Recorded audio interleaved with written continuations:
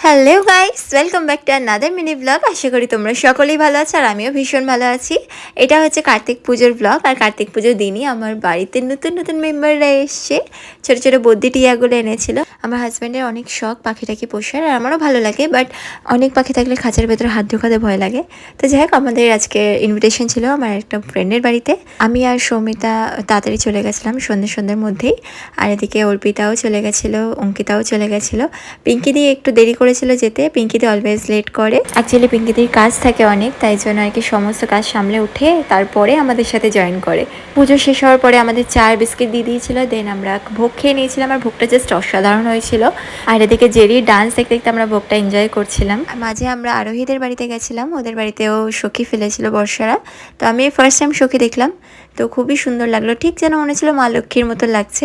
তো যাই হোক, আজকে ব্লগটা আমার এতটাই। দেখা হচ্ছে অন্য কোনো ব্লগে। Stay tuned for next video. By.